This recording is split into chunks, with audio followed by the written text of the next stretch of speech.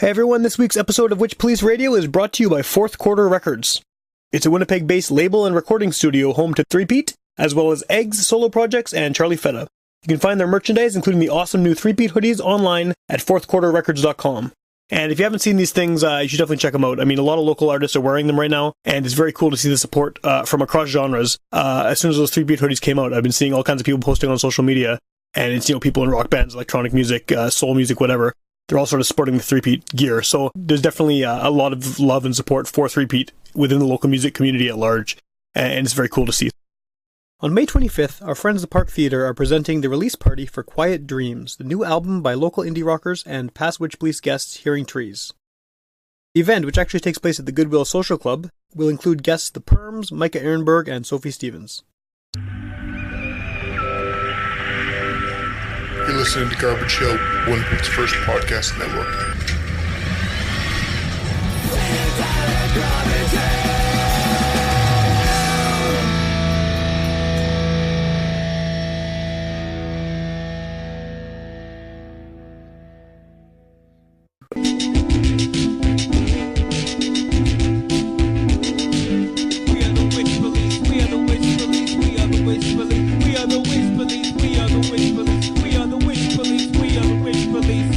Alright, welcome to Witchpolice Radio. I'm at the food court again, for like the 18th time in a row it seems like. Does this even count as the food court though? Like we're right at the edge of the food court. It's like kind of the right in front of the directory. Yes, we're still in the mall, but I'm doing another lunchtime interview here.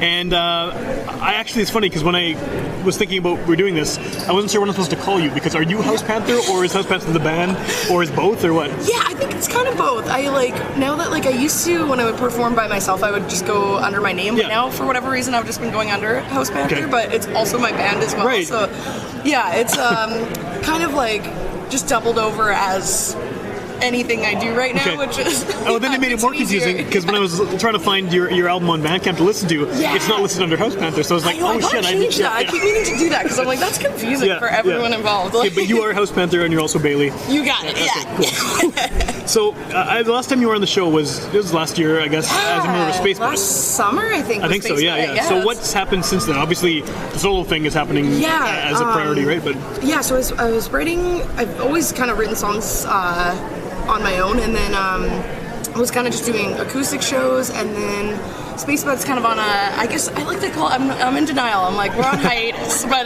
didn't your drummer move away or something? But our drummer moved away, So Caitlin's in Vancouver now, so after Spaceboat kind of stopped for a bit, I started kind of diving into this a little bit, and just kind of been playing shows since September, I guess now. So did it start off as just you solos, and then you kind of eventually led to the band, or? Yeah, exactly. I kind of wrote songs, and all of a sudden was kind of it'd be kind of cool to take this and make a band out of it. And then so got a band together, I think in the summer, and started getting some practices going, and that's... Cool. Yeah. So for someone who has only heard you, I mean, if someone's listening to this, they remember the Spaceballs episode. They don't remember anything else, they don't know anything, aren't familiar with any of their work. Right. How do you define it? What do you describe the sound as? And then how does it compare, I guess, to what Spaceball was? Yeah, I know it's totally different. I guess, I've been calling it power pop. I would say it's kind of and most of the, I did the whole album pretty much in my apartment, or recorded some of the drums at Mac's place from Mars. He has a pretty cool little studio in his basement, and so I also kind of go for the garage kind of vibe as well. So I guess garage power pop, whatever that means, but in comparison to Space, but totally different. It's very different. One thing I noticed listening to it is that everything, I've noticed in a lot of your descriptions, you talk about things that sound somewhat negative, but then it's so positive. Yeah, but then it's so positive. The music is so upbeat and and bouncy and stuff. So it's weird. It's a weird, juxtaposition. Yeah. So is that? Are you singing about things that are maybe not so upbeat, and then? Yeah, a lot of the time, which is that makes me happy to hear that they're upbeat. I always thought in my head, I'm like, oh, this is just me whining, right? I would say a lot of for me, writing kind of helps me with my mental health. So it's a lot of through that, and there are some funner topics too, but a lot of it is just me like, I'm like so emotional all the time. I'll like write about it. And so how does that end up sounding happy then? I don't know. That's weird. And I originally, when I started this project, I kind of wanted to do like something harder too, but like I guess it's just like how it came out. Right. This kind of like this kind of really poppy like happy or something stuff, which is funny because in my head I kind of imagined it to not be that, but one, it's pretty easy I think for not easy but common I guess for people who are doing like a solo thing and having that kind of content behind it to make it super down or like really depressing. Listen to me bare myself. So is that pop stuff just kind of like what you're into anyway and it comes through that way, or kind of, like I grew up, I have like a really soft spot for like Blink-182 and kind of some pop punk, so I think there's definitely I grew up listening to like a lot of Nirvana too, so like the kind of the first songs I learned on guitar, and it's definitely a lot of I think a lot of that type of songwriting has those kind of structures like kind of verse, chorus, verse, and it's very like kind of you can see where it's going. So like Nirvana has a huge pop influence seeping through the heavy stuff. So I think that's where kind of like. Not that I would ever compare myself to like Nirvana or anything, but that was definitely the first kind of songs I started learning. So I think I definitely take after like writing that kind of structure-wise. Okay. I can't remember what the question was. I'm so sorry. It's okay. You're going. Just keep going with the way direction you're going. No, I was asking more so like what you listen to. What is this pop thing? Power pop, whatever you call it. Yeah. Kind of something that naturally comes from what you. Yeah, totally. Like it just kind of.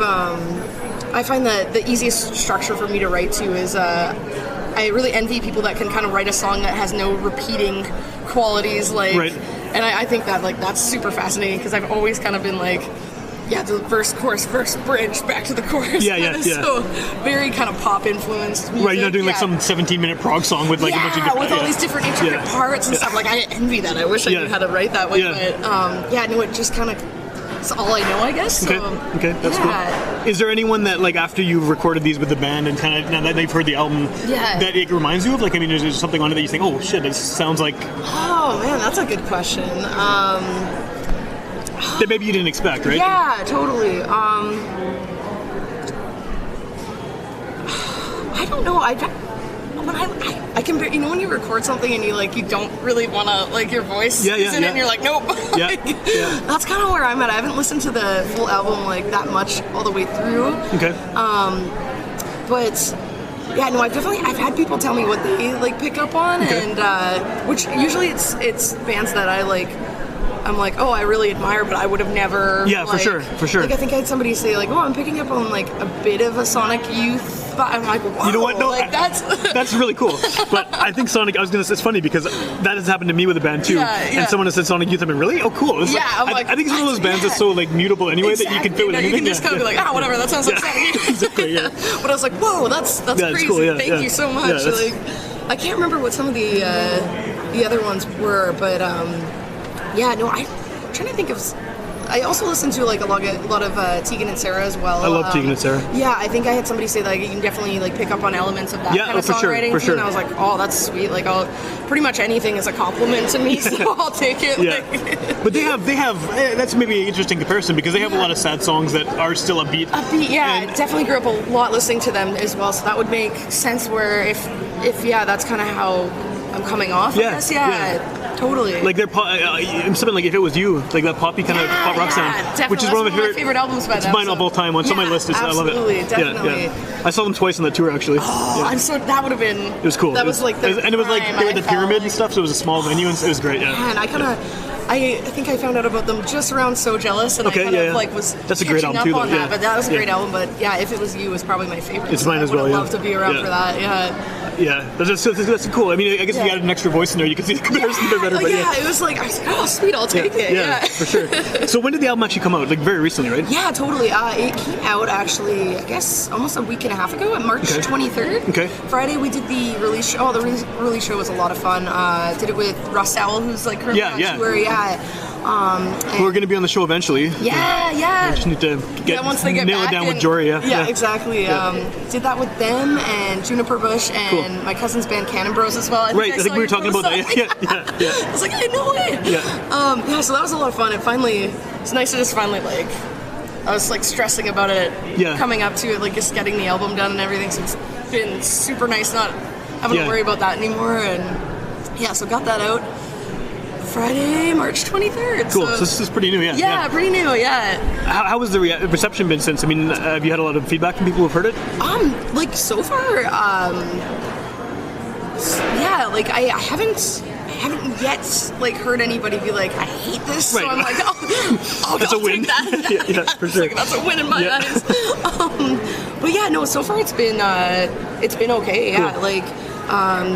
like sold a decent amount at the release show, which I was like, wow, was not. I mean, granted, like all my friends and family were there. Right, it's your release show. You think, we'll see how it goes from there. Yeah. Yeah. So far so good, but it's really early yet to kind of tell if it's doing okay or not. But you got to give it a few months or something, right? Yeah. But so far, family and friends were great. That's good. It's a start. At least you have that, right? Even if anything else happens, you got that. Yeah. Do you? So like, I think that I kind of first noticed you were doing this. Probably when you were on Mom's house. Yeah, which is like, I guess, last year. Yeah, that would have been super early. Yeah, and that was just you. Yeah. So how long did it take you to sort of go from that, sort of first coming out and playing shows as yourself, or as Housepanther, or whatever name, and then just getting to like where you are now, where it seems like things have kind of gone pretty fast in terms of you're showing up places and people are talking about you and you're on posters and like. I when I was in college from like 2015 to 2016, I was taking creative communications. That's what I did that too, yeah. Yeah, like way too long ago, but yeah. Yeah, I did 1 year and I was like, oh really? I don't know if this is for me, but yeah. So I started writing a lot of the songs through that because I think my second year project was going to be like, when you had to like do the. I can't remember what it's called now, but the big project. Yeah, I know what you're talking about too. It's been like at least 15 years since I was there. I can't remember what it's called. So that was what I was going to do, is make like a CD. So, but then I kind of dropped / GPA wasn't great. So, so I had all these songs that I'd kind of written, this like 30-page proposal, and then that was kind of when I was like, oh, maybe I should start like, just like I'll just do this for fun. Just do it anyway. Yeah, exactly. And it was something I always wanted to do, so I was like, why not? And then, yeah, I don't know if that was the same summer. It must have been, and I worked on the songs for like a year or whatever, and then I was like, okay, I'm ready to kind of start playing like some acoustic shows or whatever. Yeah. And then Quincy, who does Mom's House, I actually went to high school with him. Oh, cool. He's a couple years younger. I think he mentioned that when And he kind of reached out and he was like, yeah, would you want to do this? Like I guess he knew that I played music, and I was like, absolutely. And that you guys are from Stonewall, right? Is that, yeah. And that actually really got me kind of like going on it. I was like, okay, I guess I got to really like finish up at least 2 songs. So you can do his show, Yeah, so that like definitely major kudos to him for like kind of getting that going. And then I think that must have been in June sometime, and then I think by September I played my first live show with a band, and it was kind of just, I think it might have been the guys from Real Love that reached out and were like, would you want to play a show in September? And I was like, hell yeah. That's fairly high profile. I guess I gotta get a band together. Yeah.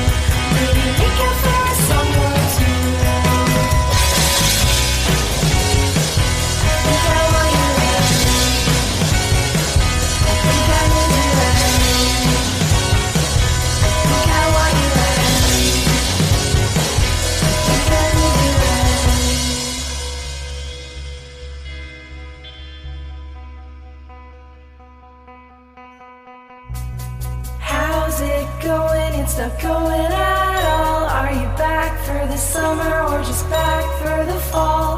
How's it going? It's not going at all. Are you back for the summer or just back for the fall? How's it going? It's not going at all. Are you back for the summer or just back for the fall? How's it going? It's not going at all. Are you back for the summer or just back for the fall? I think I want you right. I think I need you right.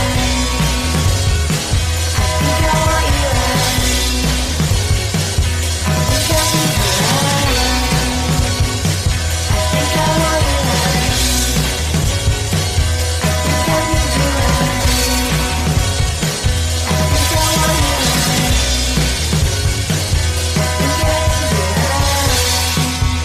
think I need you right.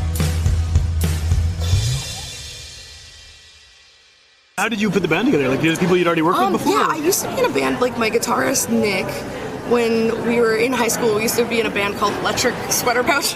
Okay. Good name. And then our drummer quit, actually. Actually, my drummer who's playing with us now was in that band as well. Okay. But then he quit for a brief amount of time, and then we changed our name to Sharks on Bikes. Gets Okay. weirder. Also weird. Yeah.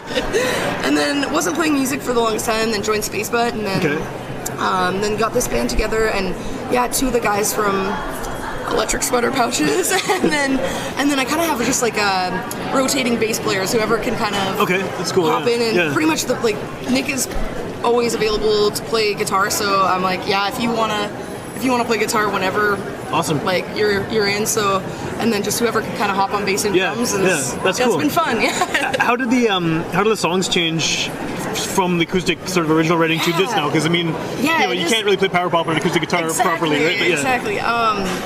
Definitely, like, I grew up listening to a lot of two-piece bands too, so I found a lot of my writing on guitar. I tried to kind of originally envision the band to be like kind of like just drums and guitar, maybe a bass player, and then it kind of was like, you know what, like, it is kind of fun to have those extra like bits over it. So.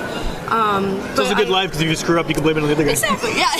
Yeah, and I was like, you know what, that's gives you kind of more room to do more with the music too, but originally, like, I listened to a lot of two-piece bands, so I grew up learning just like guitar parts that just work with just drums, so it didn't change too much, but then it was really cool when I got all the guys together, and like I tell them, you know, it's like I don't have a set way that I want like bass lines or leads to be played. I'm like, have fun with it, like you do what you want to do, and that was when I really kind of saw a change in the songs, is when like everyone started to kind of come in. I was like, oh, this sounds like so much fuller. So it's more collaborative than totally, and I was like, you know what, I don't want to be like telling everyone like, oh, you're playing that, like, you know. I was like, that takes kind of the, like, I want it to be like, music's always been a fun thing and a stress reliever. You don't for be the me, boss. So, and I'm not a, oh god, I can only imagine me trying to boss people around. So I'm like, you know what, you guys have fun with it, and it's definitely really kind of, it's really cool to see how like the skeleton of a song kind of turns out too. Yeah, that's cool. Yeah. Do you, I don't know if this is just my perception of just seeing things people post online, looking at show listings or whatever,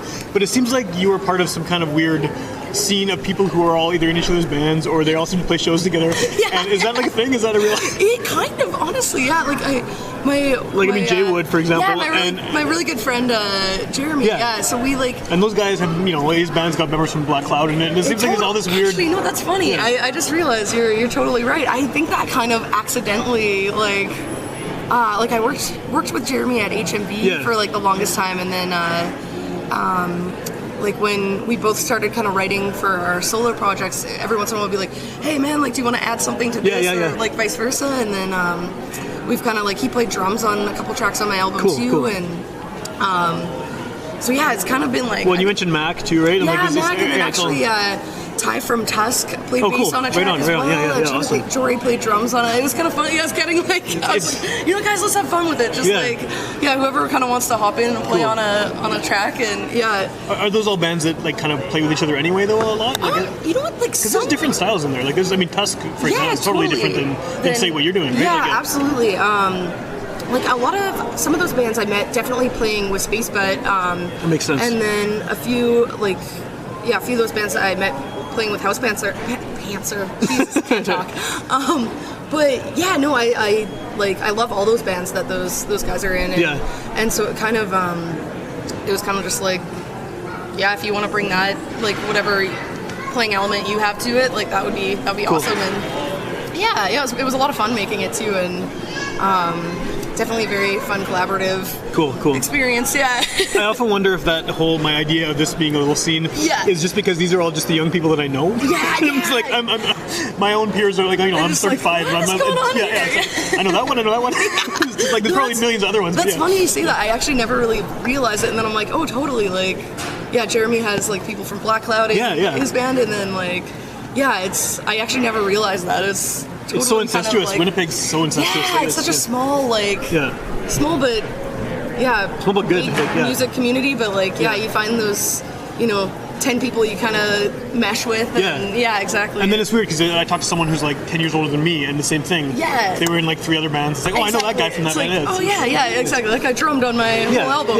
Yeah. And then one of those like 50-year-old guys is in a band with someone who's 22 or something. Yeah, exactly. Yeah, it's crazy. Yeah, Winnipeg is so weird.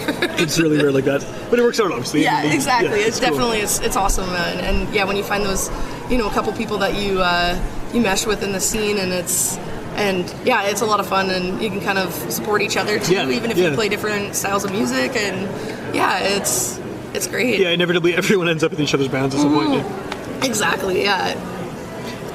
Did you self-release this? Yes, yeah. Oh man, God bless the tax return money for getting printing those albums. Yeah, definitely kind of just recorded most of it on GarageBand, and then it's weird. Half of the albums like electronic drum like on a MIDI keyboard, and half of it is like whatever we could record acoustically at Mac's place, and then my buddy Nick, who's in the band, who also is part of Last Ditch Records with Caitlin. Okay, and that's what released the Spaceboat album, right? Exactly, and I think I was talking to them. I was like, would you guys want to maybe release it? And I think Nick was kind of like, well, like if we had recorded the whole thing together, then totally. But we kind of just decided, it's like it's kind of just all on GarageBand and stuff. So I was like, yeah, you know what, that's totally cool. Yeah. Self-release, and like they would have been totally fine putting it out, but maybe the next one we'll do like kind of with more, somebody. Yeah. So it's not like all recorded. Like, oh, part of this is recorded in my apartment, part of the So, but he mixed and mastered most of the songs. I think he was going like. Knowing me, I kind of push everything to the last minute. Right. So gave him a bunch of songs. He was going on vacation, so he's like, I can do this amount, and then actually some of the boys from Tusk, like Brett, Tyler, and Eric, helped me mix one of the songs as well, and so it's kind of definitely like everyone has a hand in it. Yeah, really lucky to have like such supportive people. That's cool. Yeah.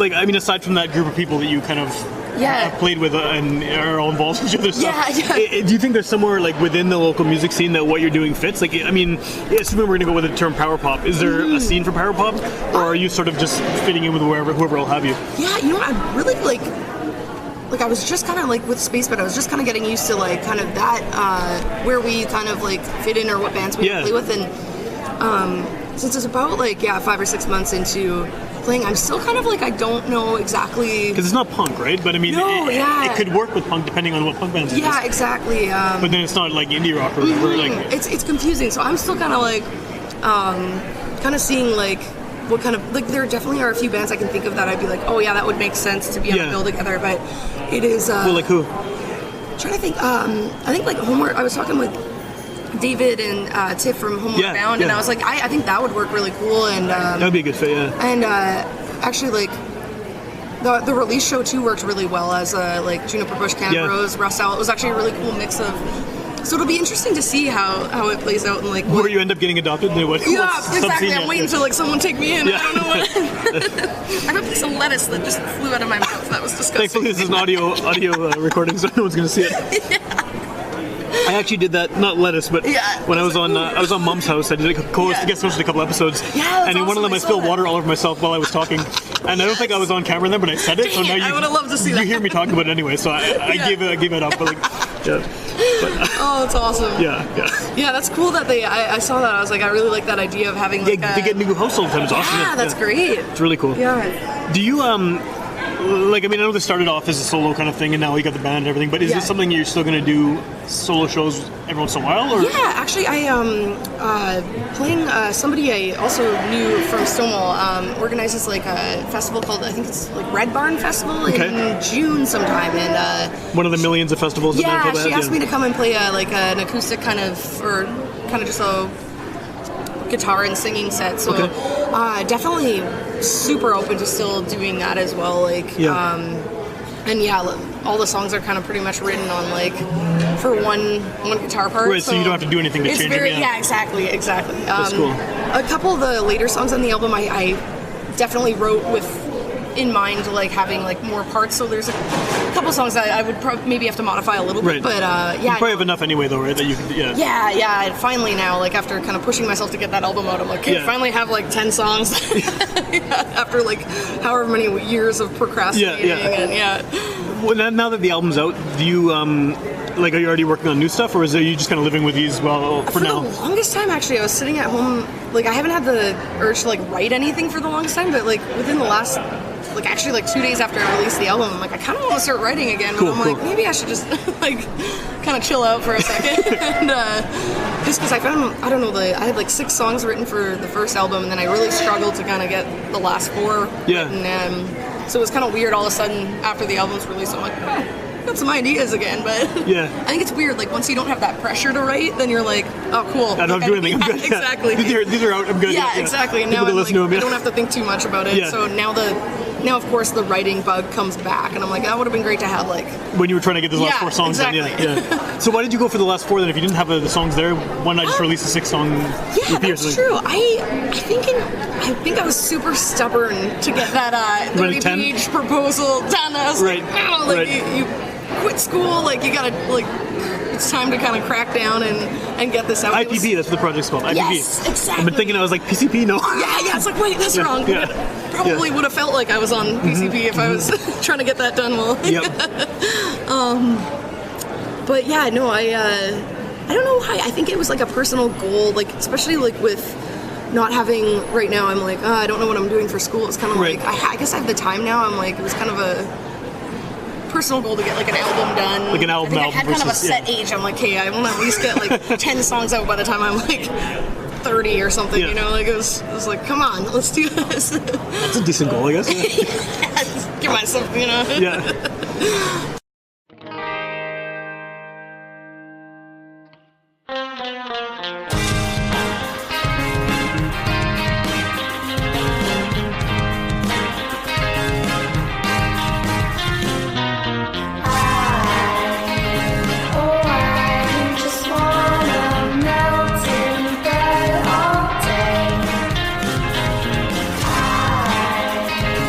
Oh,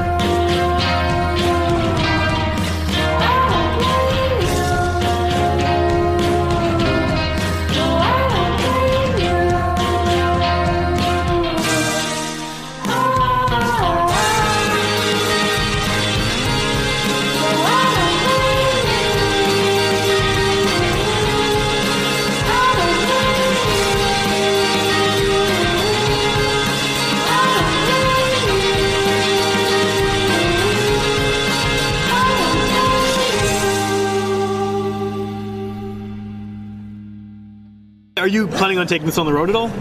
Actually, I think this summer I would like to kind of plan like a little mini tour. So cool. Yeah, hopefully that works out. It's awesome too. I think we'll probably go out west again. Is that where you went with Spacebud? Yeah, which works out really well because we made a couple awesome connections through out west last time, and a lot of really nice people that would be down to like get some shows together and stuff. So that's half the battle too. Yeah. Sure. So definitely would love to do that. Is that money is like the only thing. It's the whole we'll see how.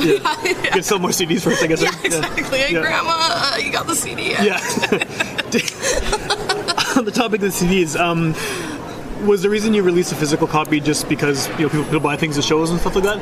Yeah.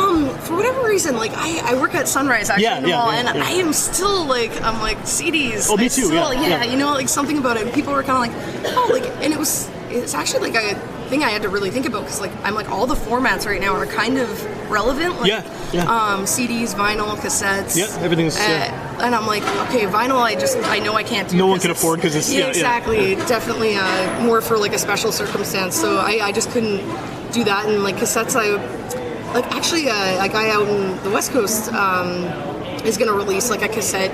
I think it's Tosca tapes is what they're called. Of your album? Yeah, nice. So that was really nice of him. Yeah. He's like, I can put out I'll keep 10 and then I'll send you back like 20 and then you can do whatever you want. And I was that's great. Yeah. Thank you so much. So hopefully that'll be like in the next 2 months or something. And that's awesome.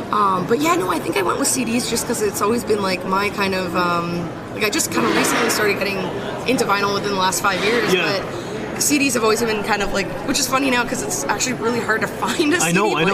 Yeah. I know you can't buy them anymore. Maybe you can't buy blank CDs anymore. USB sticks or something. Yeah. Well, the reason I asked too is like, I mean, it seems like there are so many people now just going strictly digital right away and then skipping the whole physical thing, which bums me out because I don't have like Spotify or any of that shit. Same, I don't have any of it, so I need to have a physical thing to listen to. Exactly, and I felt too like it was like kind of in my head after all that work. I'm like, it'd be super weird if I couldn't like hang on to something after, It's like it has your name on it. You can show people. Yeah, this is fine. I did it. I actually did something. Like I completed a project for the first time in my life. But yeah, it was just like to me, I was like, I don't know if I could like wrap my head of like putting all this work into something and then like just being like, I don't know. It's floating in the clouds somewhere. Yeah, for sure. But yeah, no, it's just like I don't have any other merch or anything, so I'm like, you know what? Like if someone wants to buy a CD, that's cool. If not, whatever. But and I just like the idea of like getting some artwork together too, absolutely, and like finding kind of the whole theme of the album in general. So it was more about that. Is just the fun kind of aspect of it too, and totally. Well, it's nice to see. It bums me out when I see just the digital only because I can't. Unless it's like on Bandcamp, I can listen to it. And it's totally makes sense, but it definitely like I love to have like physical copies of things for sure. Yeah. What is the picture on the front of the album? Oh, it's actually my parents from the it looks old. Like the 80s or 90s. It was in Stonewall. We have this like kind of carnival thing called Corey Days every year. Like every small town, I think it's one of the like super slide things where you ride on those like burlap sacks. It's funny. Someone's like, "Oh yeah, this must have been in the '90s." Like your dad's like riding like face forward. Like that's not allowed anymore. Now you need a helmet or something. I was like, all right, fair, yeah. So that was that, and then and there's like some drawings on it too, right? Yeah, my friend Nicole, she does like really cool kind of like weird drawings that I like, kind of wanted to like overlay over like really kind of unique drawing style. So and then the back is like she drew a picture of me and my cat too, and then on the instep of the cover, my brother's girlfriend did like my cat with like a cactus lamp or something in the so it was really cool. Like I wanted kind of all the like people that like kind of mean a lot to me to kind of collaborate too on the thing, and you can't do that with just a digital release. Like, it's not exactly. And I was like, I know so many like talented people, and I'm like, you know what? Why don't you guys all like hop on here and make something cool out of it? And so it turned out it was kind of a rush to get everything together, but it turned out so. It's there. It exists. I'm just like, all right, I'm done. Wash my hands clean. Done forever. Never have to look at this again. 10-year break. That's cool.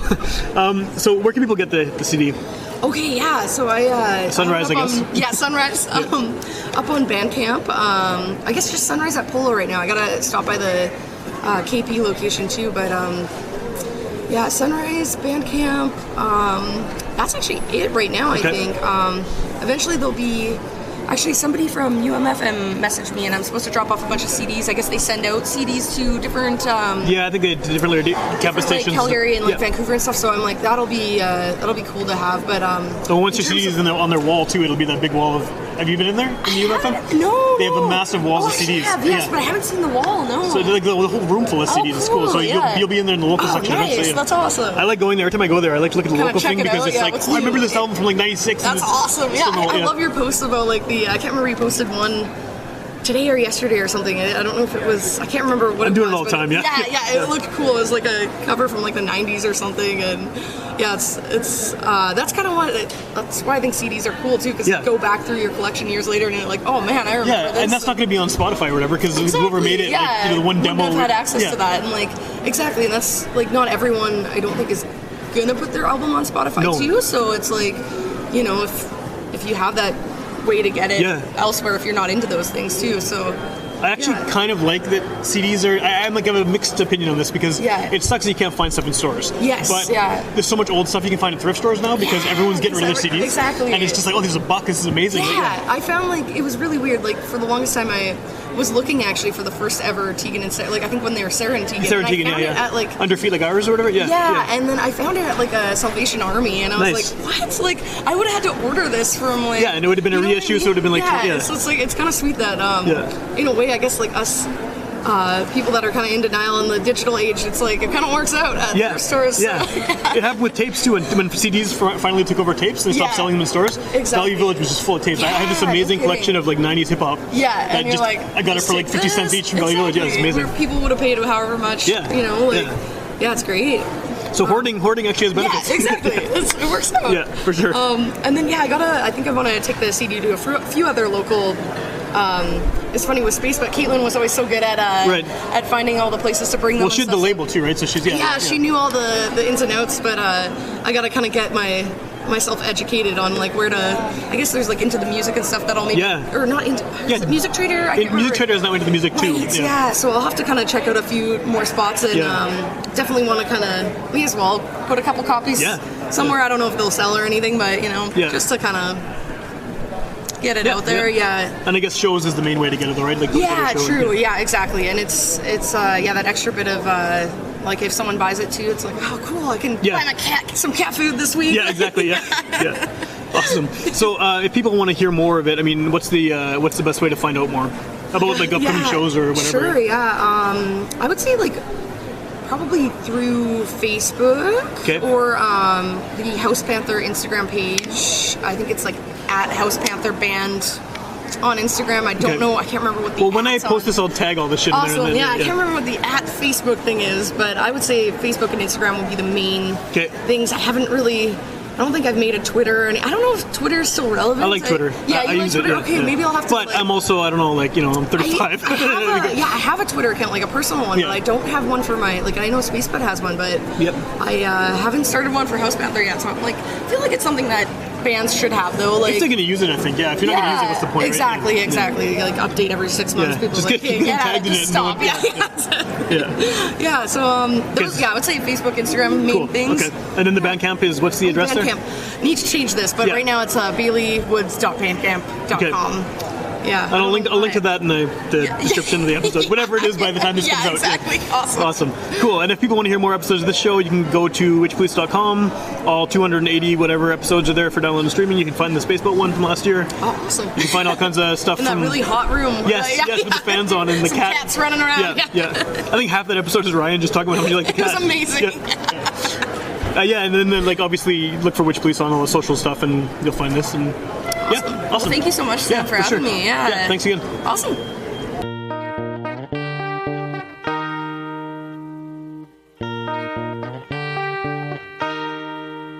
I'm filthy lazy. I go to the gym and fill my lungs with poison. I'm filthy lazy, save me. I get so low I can't even do my dishes, laundry.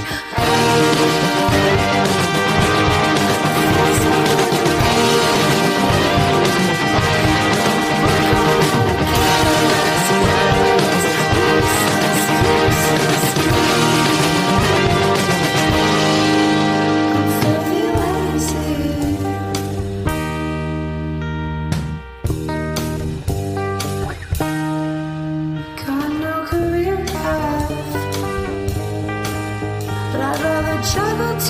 jobs, then work a soul crushing one. You think I'm wrong, but maybe I just have no interest in dating. It just makes me